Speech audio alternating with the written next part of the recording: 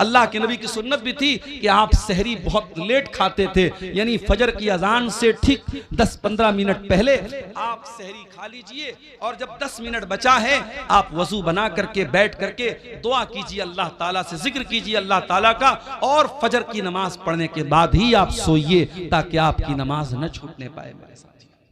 और ये सहरी बड़ी बरकत वाला खाना है। अल्लाह के नबी फरमाते हैं तसहरू फइन्न फिस्सहूरी बरका, सहरी खाया करो, सहरी में बरकत है।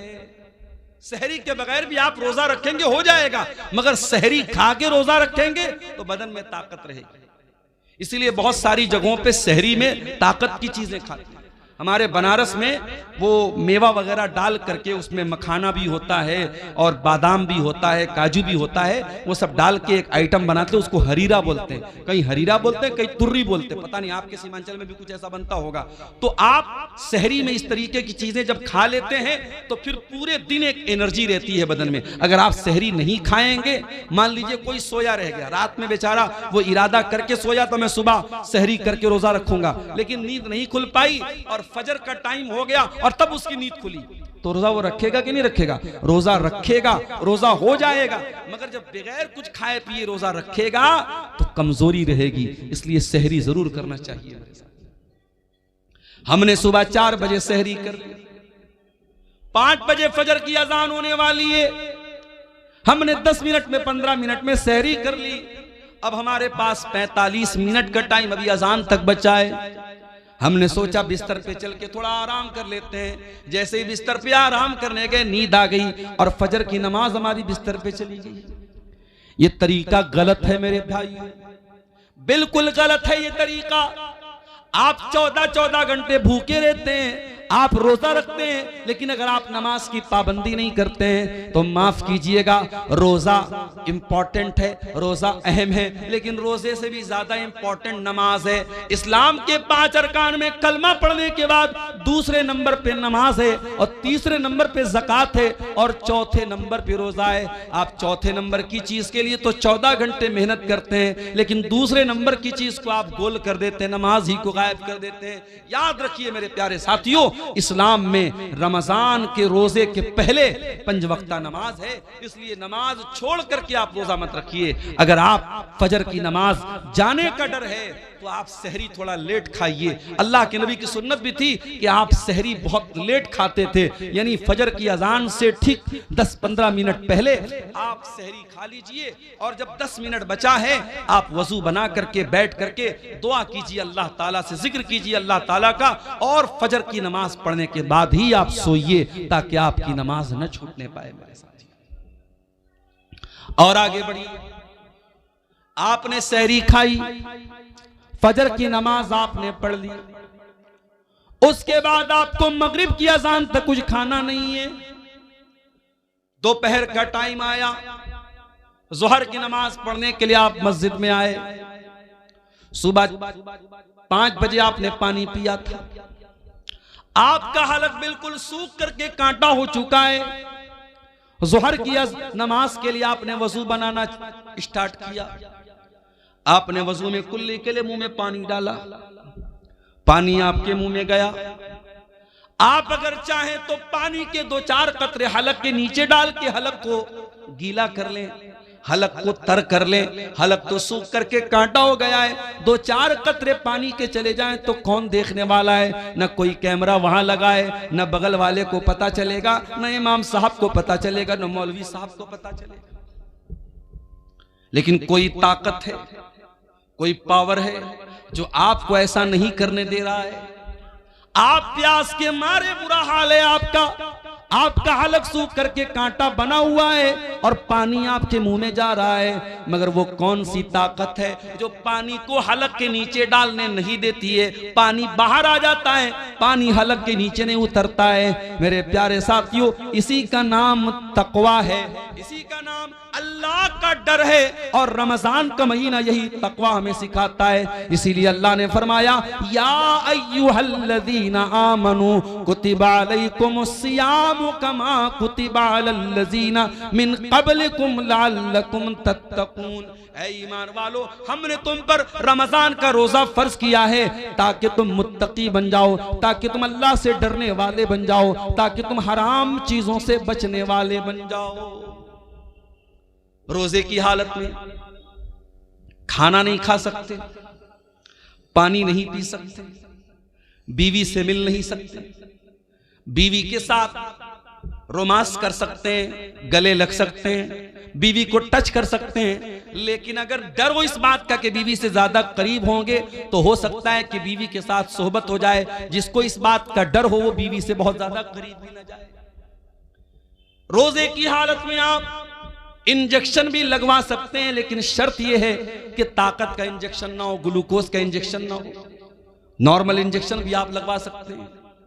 रोजे की हालत में आप कान में ड्रॉप भी डाल सकते हैं, आंख में ड्रॉप भी डाल सकते हैं, हाँ नाक में कोई दवा नहीं डालेंगे।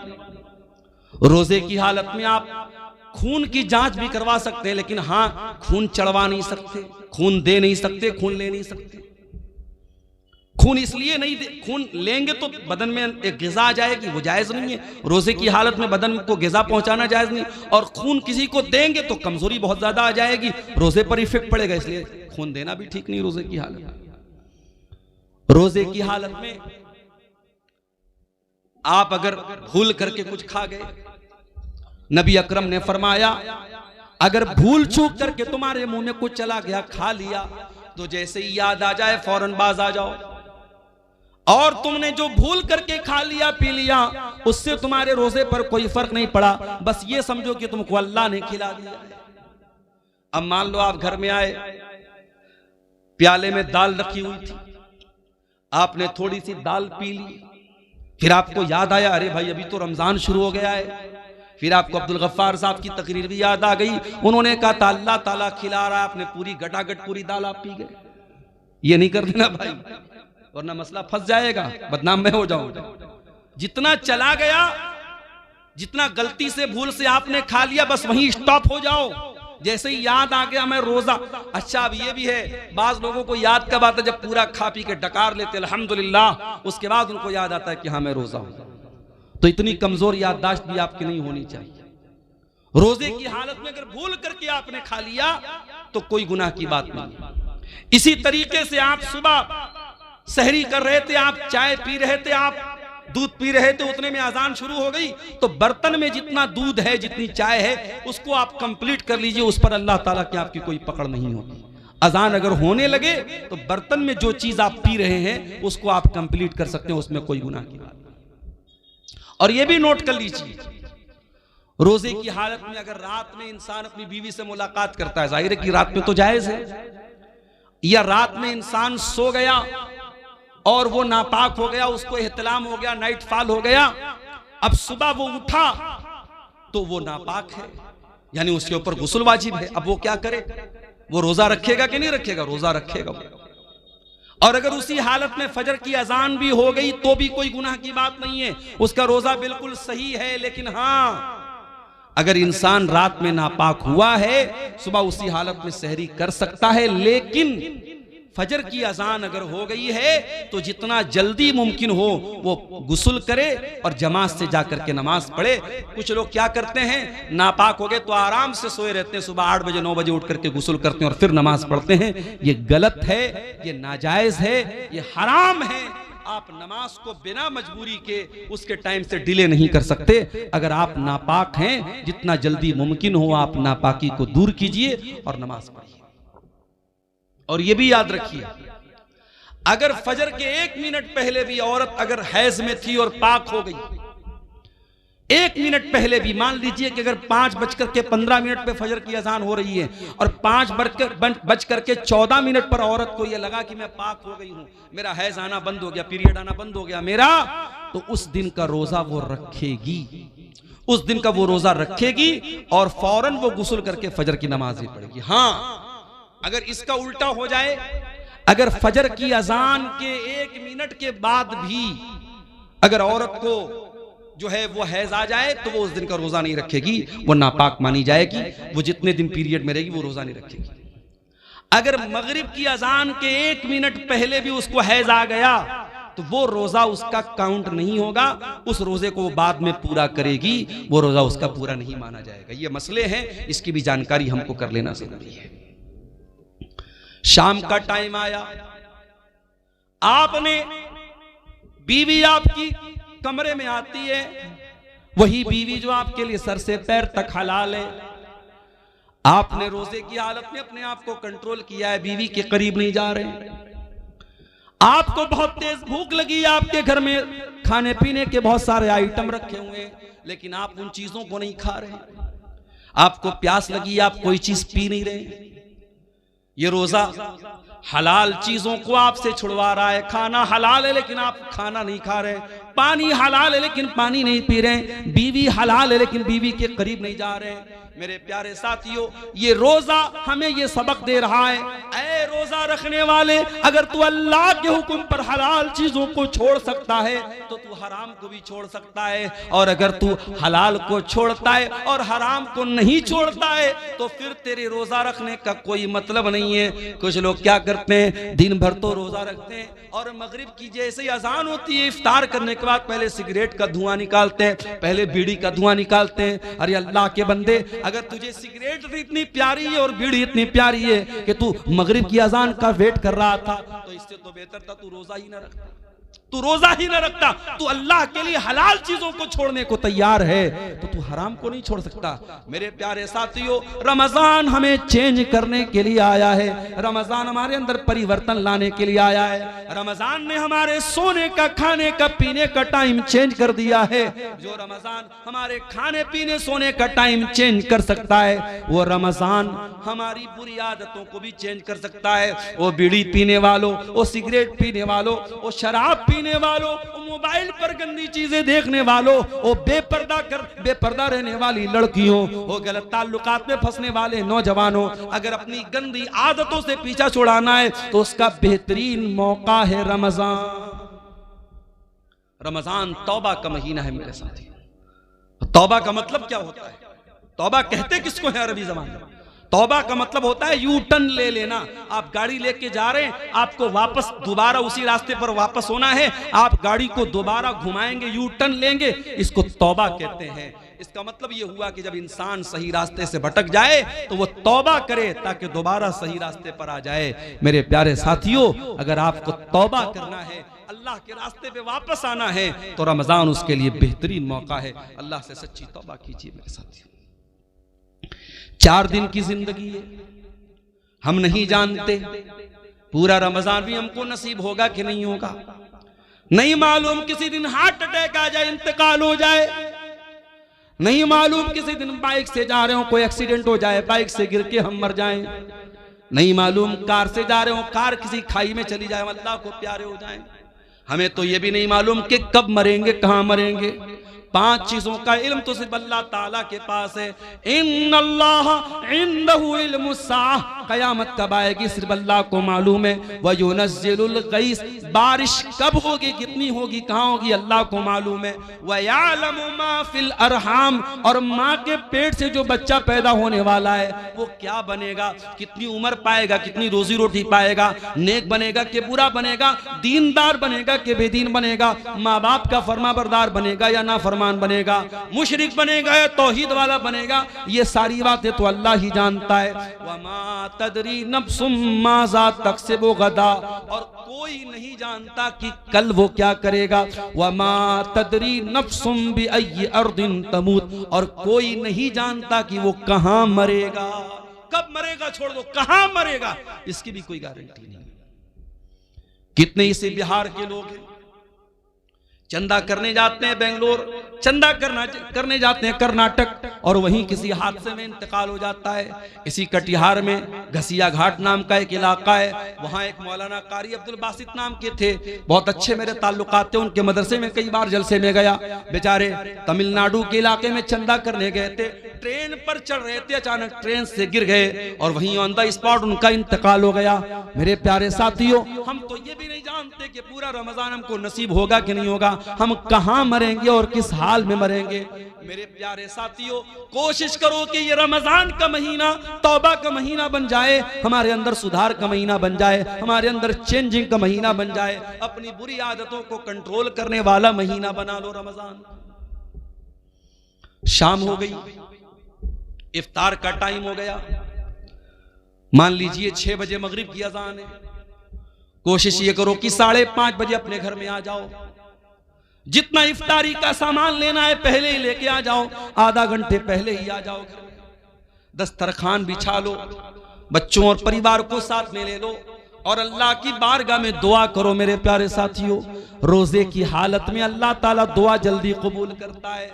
रोजे का दुआ के साथ बड़ा गहरा कनेक्शन है और इसीलिए अल्लाह ताला ने कुरान में जहां रमजान का जिक्र किया है, जहां रोजे का जिक्र किया है, वहीं अल्लाह ने फरमाया वइज़ा सअलका इबादी अन्नी फइन्नी करीब। ऐ मेरे नबी, जब मेरे बंदे आपसे मेरे बारे में सवाल करें कि अल्लाह कहाँ है, तो ऐ नबी उनको बता दीजिए कि अल्लाह ताला बहुत करीब है। उजीबु दावत दाई इज़ा दान। और जब भी कोई दुआ करने वाला अल्लाह को पुकारता है, अल्लाह जरूर उसकी दुआ को सुनता है।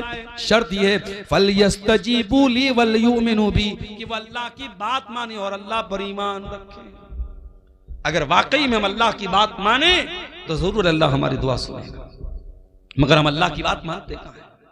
हम तो गुनाहों की दुनिया में लथपथ रहते हैं, हराम कमाई खाते हैं, सूद ब्याज खाते हैं, हराम काम करते और उसके बाद हम कहते हैं अल्लाह हमारी दुआओं को नहीं सुनता। अल्लाह ने हम पर जालिमों को मुसल्लत कर दिया है, फला जालिम है, फला जालिम। अरे सबसे बड़े जालिम हम हैं। दूसरों को जालिम कहने से पहले अपने गिरबान में झांके हमने अपने ऊपर कितना जुल्म किया है। इसलिए मेरे प्यारे साथियों, रमजान में दुआ करो, और दुआ करना है तो जरा नबियों से सीखो कि दुआ कैसे की जाती है। आदम अलैहिस्सलाम से गलती हो तो क्या दुआ की उन्होंने, और रब्बना ज़लमना अनफुसना व इल्लम तगफिर लना व तरहमना लनकूनन्न मिनल खासिरीन। ऐ परवरदिगार, हमने अपनी जानों पर जुल्म किया है और अगर तूने नहीं बख्शा और तूने रहम न किया, ऐ अल्लाह हमसे ज्यादा खसारा उठाने वाला कोई न होगा। यूनुस अलैहिस्सलाम को देखो, मछली के पेट में, जहां दुनिया का कोई नेटवर्क काम नहीं करता, वहां क्या दुआ कर रहे हैं, फनादा फिज़्ज़ुलुमाति अल्ला इलाहा इल्ला अंता सुब्हानका इन्नी कुन्तु मिनज़ ज़ालिमीन। यूनुस अलैहिस्सलाम ने तीन अंधेरों में, समंदर का अंधेरा था, पानी का, समंदर का अंधेरा था, रात का अंधेरा था और मछली के पेट का अंधेरा था। तीन अंधेरों में उन्होंने अल्लाह को पुकारा। और क्या पुकारा, ला इलाहा इल्ला अंता सुब्हानका इन्नी कुन्तु मिनज़ ज़ालिमीन। ऐ अल्लाह तू पाक है, ऐ अल्लाह तेरे सिवा मेरा कोई सहारा नहीं है, ऐ अल्लाह तू पाक है, इन्नी कुन्तु मिनज़ ज़ालिमीन। ऐ अल्लाह मैं जालिम हूँ, मेरी गलती है। दुआ मांगने का तरीका सीखो मेरे प्यारे साथियों नबियों से। इसीलिए अल्लाह के नबी फरमाते हैं, मछली वाले नबी की दुआ बहुत बेहतरीन दुआ है और मुसलमान जब भी किसी मुसीबत में ये दुआ करेगा, अल्लाह ताला जरूर उसकी दुआ को सुनेगा। इब्राहिम अलैहिस्सलाम को देखो, 85 साल की उम्र हो चुकी है, औलाद नहीं है।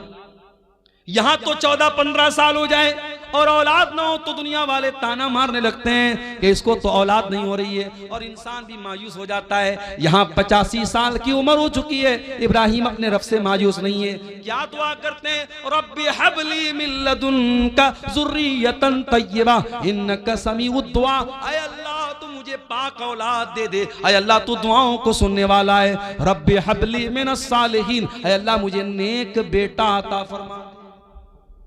अय्यूब अलैहिस्सलाम को देखो, बीमार है, पूरे बदन में जख्म है, पूरे बदन से खून बह रहा है, पूरे बदन में परेशानी है, और अय्यूब अलैहिस्सलाम दुआ कर रहे हैं, व अय्यूबा इज़ नादा रब्बहू अन्नी मस्सनियद्दुर्रु व अंत अरहमुर राहिमीन। कहते ऐ अल्लाह मुझे ये बीमारी पहुंची है, ऐ अल्लाह मुझे ये तकलीफ पहुंची है, और ऐ अल्लाह सबसे बड़ा रहम करने वाला तू है, अगर तूने रहम न किया तो तेरा बंदा कहां जाएगा। मेरे प्यारे साथियों, रमजान को दुआ का महीना बना लो, खूब दुआएं करो, इफ्तार के टाइम दुआ करो, सहरी के टाइम दुआ करो, तरावी के बाद बैठ के दुआ करो, रात के सन्नाटे में दुआ करो, दिन के उजाले में दुआ करो। रमजान का दुआ के साथ बड़ा गहरा कनेक्शन है, बहुत गहरा ताल्लुक है।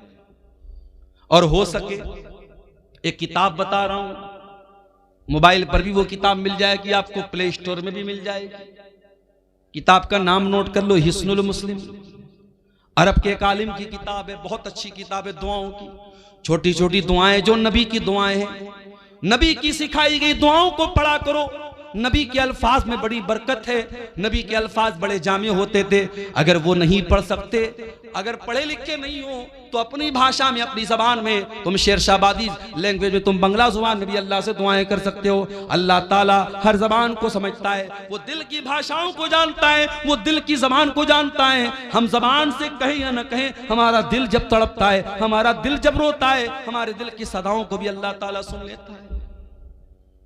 और आगे बढ़िए मेरे भाई, इफ्तार का टाइम हो गया। आप इफ्तार करते हैं, बिस्मिल्लाह पढ़ के आपने खजूर मुंह में डाली, खजूर मुंह में डाली, पानी आपने पिया, और पानी जैसे ही आपके हलक के अंदर गया, आपने दुआ पढ़ी, ज़हबज़ ज़मऊ वबतल्लतिल उरूक़ु वसबतल अज्रु इंशाअल्लाह। ऐ अल्लाह, तेरे हुक्म से मैंने रोजा पूरा कर लिया। ऐ अल्लाह, मेरी प्यास खत्म हो गई।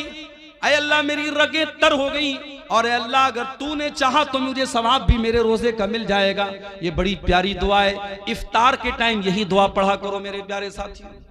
और वो दुआ भी आप पढ़ सकते हैं, अल्लाहुम्मा लका सुमतु अला रिज़्क़िका अफ़्तरतु। ऐ अल्लाह, मैंने तेरे लिए रोजा रखा और तेरे ही दिए हुए रिस्क पर मैंने इफ्तार किया। और ये भी मसला याद रखो, इफ्तार में जल्दी करने का हुक्म है। अगर घड़ी में 6 बज चुका है और आपकी जंतरी में 6 बजे इफ्तार का टाइम है, तो जानबूझ करके 6 बज करके 2 मिनट पर भी इफ्तार करना ठीक नहीं है। अल्लाह के नबी फरमाते हैं, ला यज़ालुन्नासु बिखैरिन मा अज्जलुल फित्रा।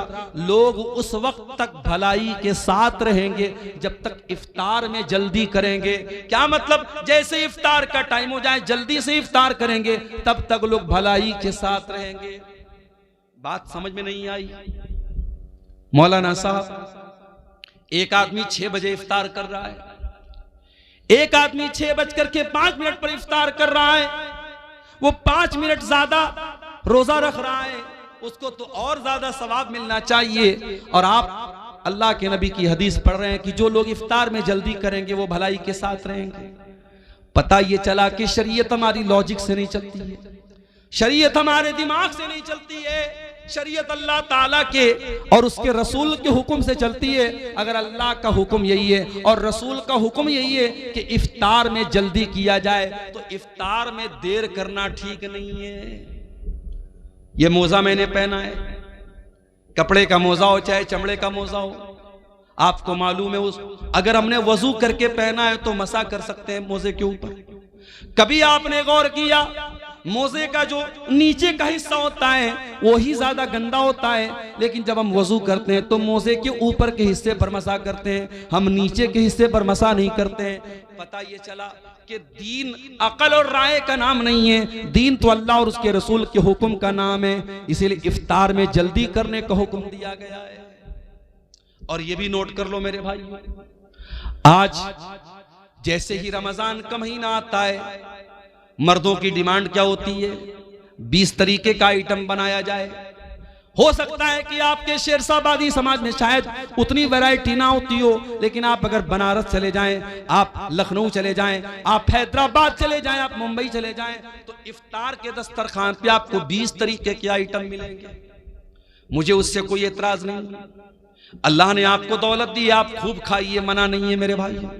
लेकिन मुझे इस बात से शिकायत है कि आज अपने घर की औरतों के ऊपर हमने इतना ज्यादा बोझ डाल दिया है। इतने सारे आइटम उनको बनाने होते हैं रमजान के अंदर के बेचारी असर के बाद से लेकर के वो अफ्तार के आइटम बनाने में उनका टाइम लग जाता है, और मगरिब के बाद बेचारी बर्तन धोने में उनका टाइम लग जाता है। उनको इबादतों का टाइम नहीं मिलता, उनको कुरान पढ़ने का टाइम नहीं मिलता, उनको दुआ करने का टाइम नहीं मिलता। मेरे प्यारे साथियों, अपने मुंह के स्वाद के लिए और अपने पेट के लिए अपने घर की औरतों पर अत्याचार न करो, अपने घर की औरतों पर जुल्म न करो। अरे सिंपल जो खाना आम दिनों में खाते हो वही सिंपल तरीके से रमजान में भी खाओ। ठीक है, 2-4 आइटम बढ़ गए गए कोई हर्ज की बात नहीं है, लेकिन बीवी के ऊपर इतना ज्यादा अत्याचार करना कि बेचारी दिन भर खाना ही बनाती रहे और इफ्तार के बाद पूरी पूरी कई घंटे वो बर्तन ही धोती रहे, ये औरतों पर जुल्म है। इससे भी हमें और आपको बचना है।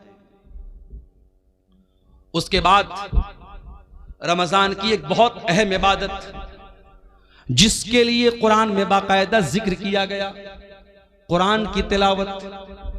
रमजान में कसरत से कुरान की तिलावत करो, इसलिए कि रमजान के महीने में ही कुरान उतारा गया।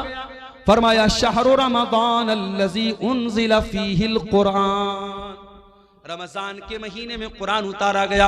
हुदल लिन्नास, और ये कुरान सारी मानवता के लिए हिदायत बन करके आया। व बय्यिनातिम मिनल हुदा वल फुरकान, और इस कुरान की आयतें सच्चाई को खोल खोल के बयान करने वाली है।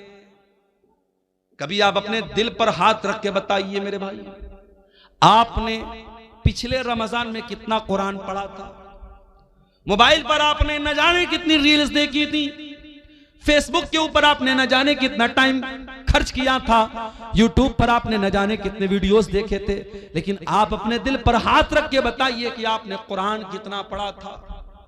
बल्कि अगर आप मुझसे पूछे तो मैं एक बात कहूंगा, रमजान में उलमा की तकरीरें सुनिए, मैं मना नहीं करता, मगर तकरीरों से ज्यादा कुरान सुनिए, कुरान पढ़िए। रमजान को कुरान के लिए खास कर दीजिए। और आज भी आप देखिए जो हरमैन के इमाम है, जब वो कुरान पढ़ते हैं कितना अच्छा लगता है। शेख अब्दुल रहमान सुदै जब अपनी आवाज में कुरान पढ़ते अल्लाह अल्लाह, कितना प्यारा लगता है। शेख सऊद अशरम तो चले गए, लेकिन मौजूदा जो इमाम हरमैन है उसमें एक नाम शेख बदर तुर्की का है, कितना प्यारा कुरान पढ़ते हैं। आप मोबाइल पर हेडफोन लगा के अगर शेख बदर तुर्की की जबान से कुरान सुनेंगे और आंखें बंद कर लेंगे, आपको ऐसा लगेगा आप हरम में खड़े, आप मक्का में खड़े, आप मस्जिद हराम में खड़े। वो लोगों तुम कुरान पढ़ो तो सही एक बार। अला बिज़िक्रिल्लाहि तत्मइन्नुल कुलूब, ये कुरान तुम्हारे दिल को जरूर शांति देगा, तुम्हारे दिल को जरूर सुकून देगा। ये कुरान पढ़ के तो देखो, ये कुरान सुन के तो देखो। हमारे दिल इतने कठोर हो चुके हैं, हमें गाना अच्छा लगता है, हमें म्यूजिक अच्छा लगता है, हमें कुरान अच्छा नहीं लगता। हमें कुरान न पढ़ने का मन करता है, न सुनने का मन करता है। तरावी की नमाज में इमाम साहब जरा सी लंबी तिलावत कर दें तो हम नाराज हो जाते हैं, इमाम साहब आपने लंबी तिलावत क्यों कर दी?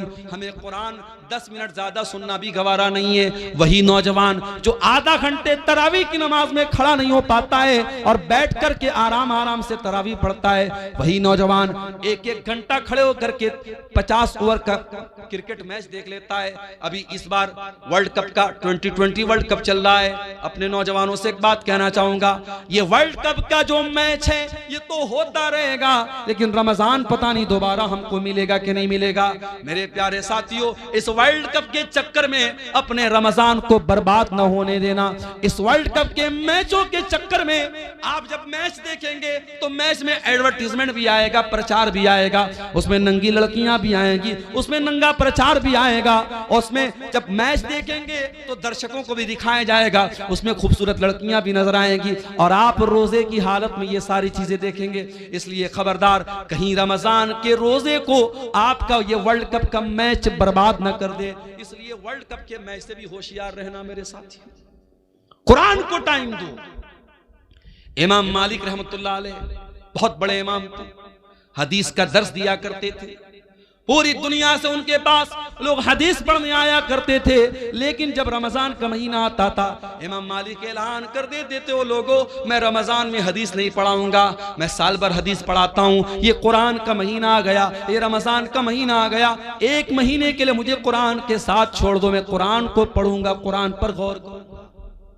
वो लोगों कुरान को पढ़ो रमजान में, कुरान को सुनो रमजान में और कुरान पर गौर करो। ये दिल पर जो गुनाहों की लेयर चढ़ी है, ये दिल पर जो गुनाहों की परत चढ़ी है, जब कुरान पर गौर करोगे तो ये परत टूट जाएगी, ये परत गिर जाएगी। कुरान कहता है अफला यतदब्बरूनल कुरान अम अला कुलूबिन अक़फ़ालुहा, मेरे बंदो तुम कुरान पर गौर क्यों नहीं करते? क्या तुम्हारे दिलों पर ताले लगे हैं? जिस तरीके से मोबाइल का लॉक अगर खोलना हो तो जब तक पासवर्ड न डाला जाए तब तक मोबाइल का लॉक नहीं खुलता, जब तक पैटर्न लॉक न डाला जाए तब तक मोबाइल का लॉक नहीं खुलता। इसी तरीके से दिल पर जो लॉक पड़े हैं, दिल पर जो ताले पड़े हैं, दिल का ताला खोलना है तो कुरान पर गौर करो, कुरान पर तदब्बुर करो मेरे प्यारे साथी, कुरान पर गौर करो मेरे साथी।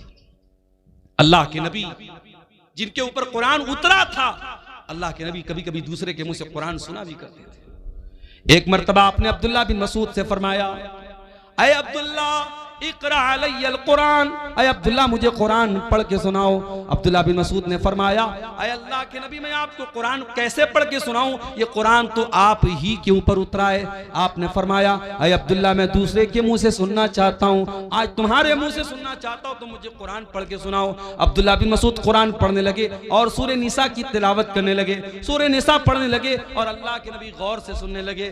पढ़ते पढ़ते पढ़ते पढ़ते अब्दुल्ला बिन मसूद इस आयत पर पहुंचे, फकैफा इज़ा जीना मिन कुल्लि उम्मतिन बिशहीद, ऐ मेरे नबी उस वक्त आपका क्या हाल होगा जब हम हर उम्मत में से एक गवाह लाएंगे। वजीना बिका अला हाउलाई शहीदा, और ऐ नबी हम आपकी उम्मत पर आपको गवाह बनाएंगे। जब अब्दुल्ला बिन मसूद इस आयत के ऊपर पहुंचे, उन्होंने कहा, वो कहते हैं कि अल्लाह के नबी ने मुझसे कहा बस करो, ऐ अब्दुल्ला बस करो। मैंने नजरें उठा के देखा, मैंने क्या देखा, फैज़ा ऐनाहु तज़रिफान, अल्लाह के नबी की दोनों आंखों से आंसू बह रहे थे, अल्लाह के रसूल रो रहे थे, ज़ारो कतार आप रो रहे थे। वो जो कयामत के दिन आपके कंधे पे जिम्मेदारी डाली जाएगी, उस जिम्मेदारी को सोच के आप रो रहे थे। ओ मुसलमानों, तुम्हारे नबी तो अपनी जिम्मेदारी का ख्याल करके रो रहे हैं, तुम्हें अपनी जिम्मेदारी का ख्याल कब आएगा? आज ये कौम कहां जा रही है, इस कौम का नौजवान कहां जा रहा है? आज इस कौम की लड़कियां मुर्तद हो रही हैं, इस कौम का नौजवान नशे में धुत है, इस कौम की लड़कियां बेपर्दा हो रही हैं, इस कौम का एक बड़ा तबका हराम कमाई खा रहा है। वो लोगों तुम्हें कोई चिंता नहीं है, तुम्हारे दिमाग में कोई टेंशन नहीं है। तुम्हारे नबी तो यही टेंशन लेके दुनिया से चले गए। तुम्हारे नबी को तो एक ही टेंशन थी, फलअल्लक बाखिउन नफ्सका अला आथारिहिम इल्लम युमिनु बिहाज़ल हदीस यसफा। ऐ मेरे नबी आपको इतनी टेंशन है, आपको इतनी चिंता है लोगों के ईमान लाने की, कहीं इस टेंशन में आप जान न दे दें। आपके नबी को तो इतनी टेंशन थी मगर आपको कोई टेंशन नहीं है। अल्लाह के प्यारे नबी उस जिम्मेदारी का एहसास करके रोने लगे, कुरान सुन करके रोने लगे। मेरे साथ कुरान सुनो तो सही अच्छे कारी की आवाज में, खासतौर से जो अफ्रीकन कारी होते हैं। उसमें एक कारी है, कभी यूट्यूब पर सर्च मारिएगा, सूफी अब्दुल रशीद नाम है उनका, ये शायद उधर अफ्रीका वगैरह कहीं के हैं।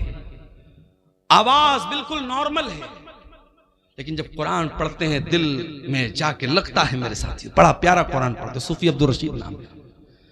अच्छे कारी की आवाज में आप कुरान सुनिए, आप ये गाने बजाने भूल जाएंगे। दिल पर जो असर पड़ेगा मेरे साथियों, आप मैं बयान नहीं कर सकता उसको। रमजान को कुरान का महीना बनाइए मेरे साथियों। और आगे बढ़िए, एक और काम अल्लाह के नबी करते थे रमजान में। अब्दुल्ला बिन अब्बास कहते हैं अल्लाह के नबी रमजान में बहुत ज्यादा सखावत किया करते थे, अल्लाह की राह में दान दिया करते थे। आज भी मुसलमान अपने माल की ज़कात इसी रमजान के महीने में निकालता है।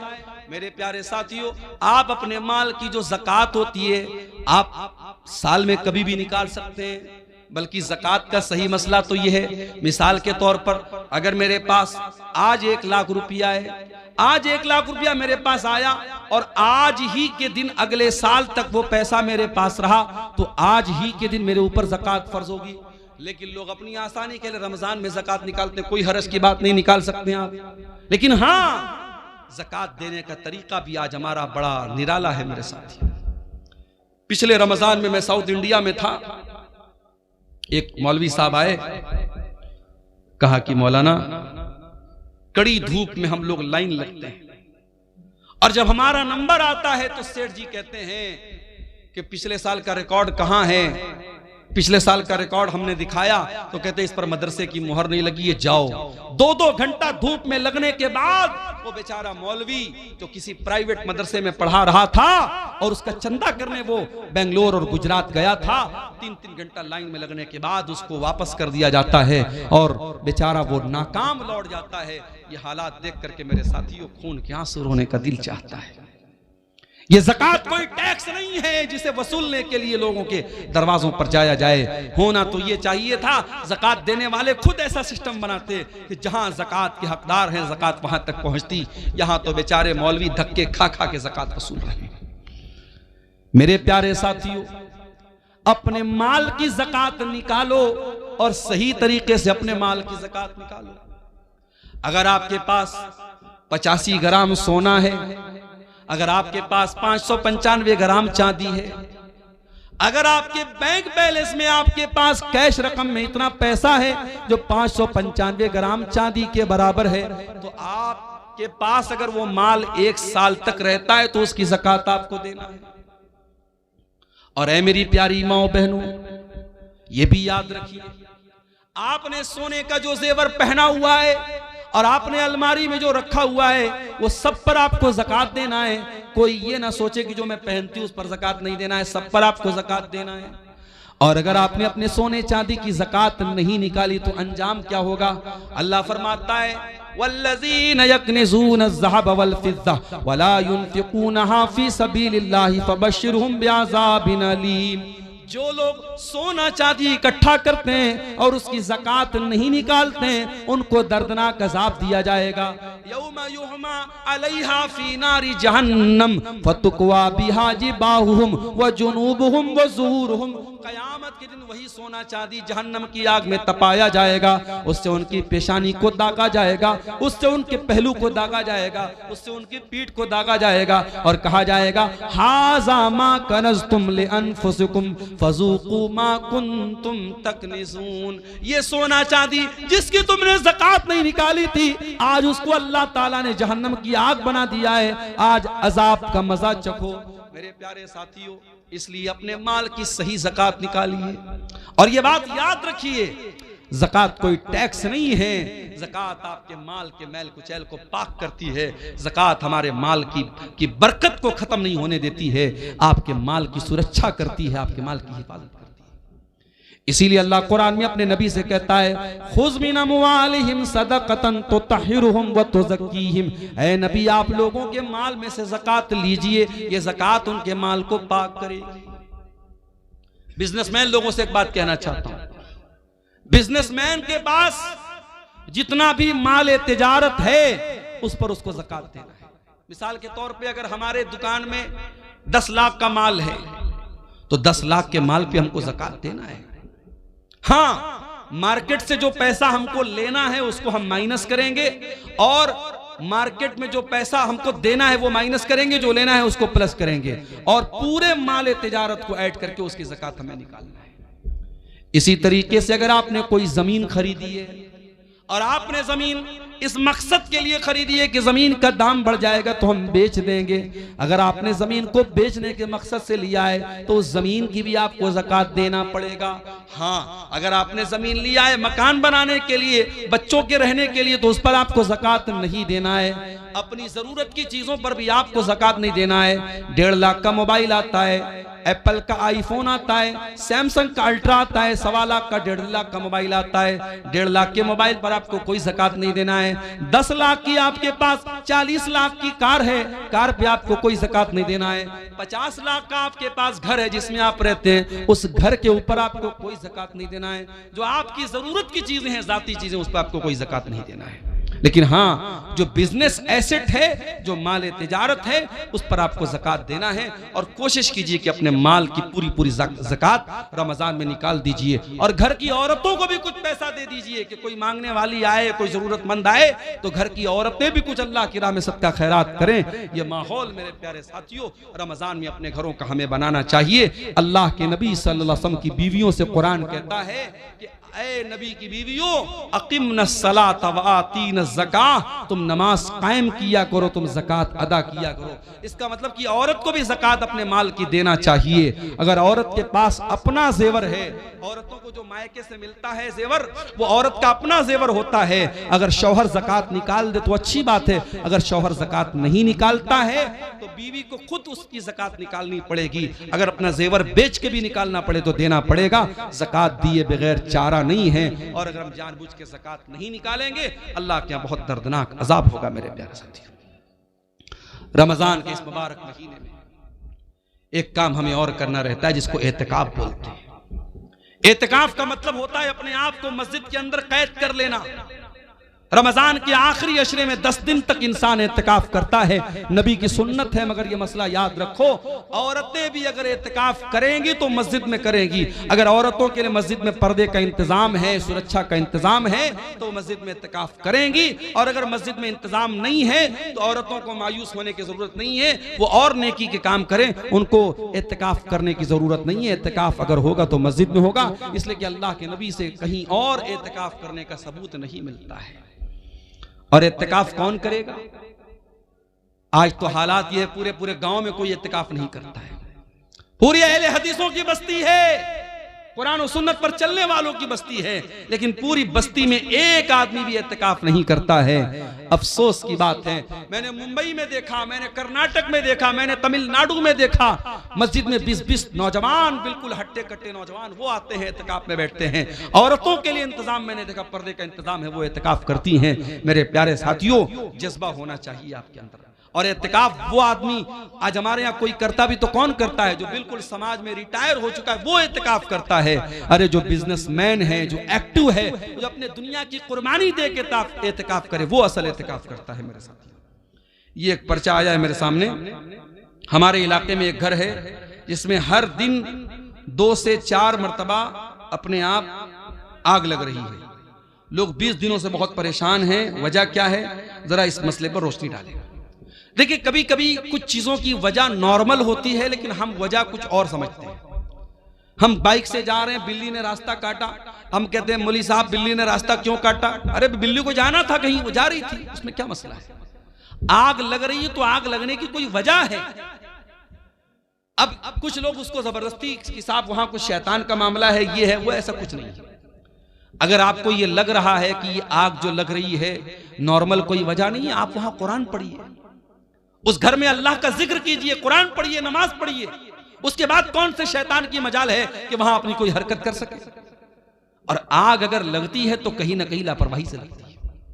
अल्लाह के नबी की हदीस है कि रात में सोने के पहले चिराग बंद करो।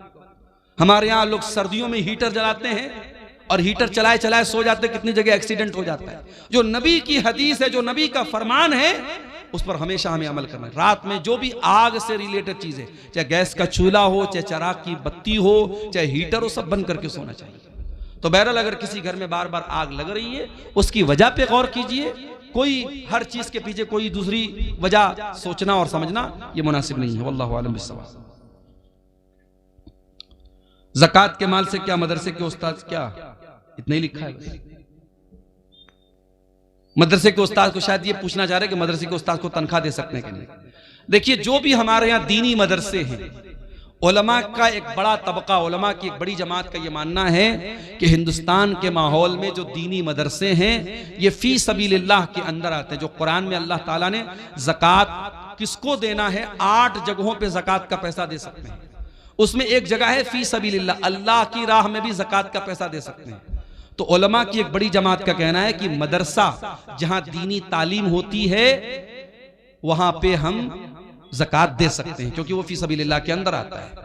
अगर मदरसे में गरीब बच्चे पढ़ते तब तो कोई शक की बात नहीं, ज़कात दे सकते हैं। अगर मदरसे में खुशहाल बच्चे भी पढ़ते हैं तब भी ज़कात की रकम दी जा सकती है। क्यों? क्योंकि मदरसों का असल मकसद क्या है?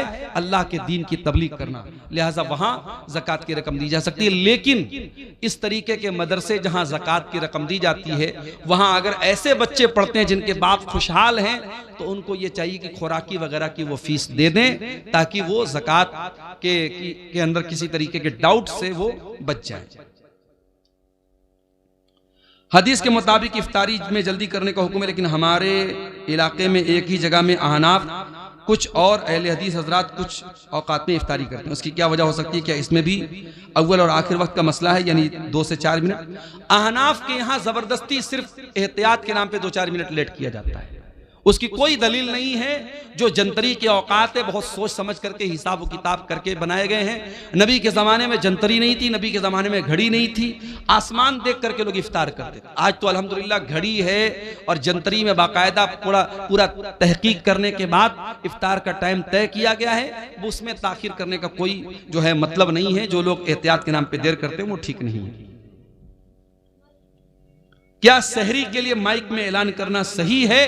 सहरी के लिए, सहरी खत्म करने के लिए अजान होती है, वो काफी है। अलग से कोई माइक से ऐलान करना ठीक नहीं है। रोजे की हालत में खून चेक कराना कैसा? करा सकते हैं, खून की जांच करा सकते हैं, कोई हरज की बात नहीं। क्या मस्जिद के माइक में गजल हमद पढ़ना सही है? गजल हमद जो है ये अगर अच्छा कलाम है और मान लीजिए कि मस्जिद में कोई प्रोग्राम वगैरह हो रहा है तो उस मौके पर तो पढ़ सकते हैं। ऐसे ही नॉर्मली जो है लाउड स्पीकर से गजल और हमद पढ़ना ये ठीक नहीं है, ये दूसरों को तकलीफ पहुंचाने वाली बात होगी। क्या लिखा है? कै के होने से क्या रोजा टूट जाए? अगर बीमारी की वजह से उल्टी होगी किसी को तो खुद से जो उल्टी हो जाती है उससे रोजा नहीं टूटता है। उल्टी होने से रोजा नहीं टूटता है। हाँ, कोई जानबूझ करके अपने मुंह में हाथ डाल के उल्टी करे तो उससे रोजा टूट जाएगा, लेकिन जो खुद से बीमारी की वजह से उल्टी होती है उससे रोजा नहीं टूटेगा। क्या झूठ बोलने से रोजा टूट जाता है? झूठ बोलने से रोजा टूटता नहीं है, मगर झूठ बोलना रोजे की हालत में हराम है। अल्लाह के नबी ने फरमाया अगर कोई आदमी रोजा रख करके भी झूठ बोलता है तो फिर अल्लाह ताला को उसके रोजे की कोई जरूरत नहीं है। इफ्तार कराने से कितना सवाब मिलता है? आप जिसको इफ्तार कराएंगे उसको उसके रोजे का पूरा सवाब मिलेगा और उतना ही सवाब आपको भी मिलेगा। इसलिए कोशिश ये कीजिए कि रमजान में रोजाना एक आदमी को अपने साथ बिठा के इफ्तार कराइए ताकि आपको हर रोजे का डबल सवाब मिले।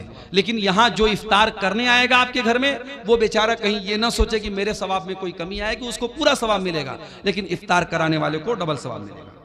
सहरी के लिए वजू करना जरूरी है? नहीं, वजू भी जरूरी नहीं है, बल्कि नापाकी की हालत में भी आप सहरी कर सकते हैं। लेकिन हाँ, फौरन गुस्ल करके आप जमात से फजर की नमाज पढ़ेंगे। तो ये चंद मसाइल थे। हम अल्लाह ताला से दुआ करते हैं रब्बुल आलमीन हमें आने वाले रमजान का हक अदा करने की तौफीक अता फरमाए। रब्बुल आलमीन। अस्सलामु अलैकुम वरहमतुल्लाहि वबरकातुहू। शेख मोहतरम, एक सवाल मैं लगभग 1-2 साल से लेकर के घूम रहा हूँ कि एक छोटी बस्ती है जिसमें एक जुमे की मस्जिद है, उसके बगल में ही मतलब सट करके ही रूम मदरसे के बनाया हुआ है। अगर उस मस्जिद में के मतलब मदरसे रूम में औरत जुमा या तरावी या ईदैन की नमाज उसमें पढ़ेगी तो होगी या नहीं? इन्होंने पूछा है कि मस्जिद के सटा हुआ कोई मदरसे की ज़मीन है, उसमें औरतें अगर जुमा में आ जाती हैं या ईदैन में आ जाती हैं तो नमाज पढ़ सकती हैं या नहीं। अगर मस्जिद और वो मदरसे की जो ज़मीन है वो सटी हुई है, बीच में कोई गैप नहीं है, तब तो नमाज हो जाएगी। और अगर गैप है बीच में कोई गली है और दोनों सटा हुआ नहीं है, तब फिर ये मसला गड़बड़ है, तब उसमें नमाज पढ़ना ये ठीक नहीं है। लेकिन अगर इमारत दोनों की सटी हुई है और मस्जिद में अभी तौसी की गुंजाइश नहीं, तो मस्जिद मदरसे में भी औरतें जुमा की नमाज भी पढ़ सकती हैं और ईदैन की नमाज भी पढ़ सकती हैं। वल्लाहु आलम बिस्सवाब। ठीक है, अल्लाह ताला हम सबको नेक अमल अच्छी समझ की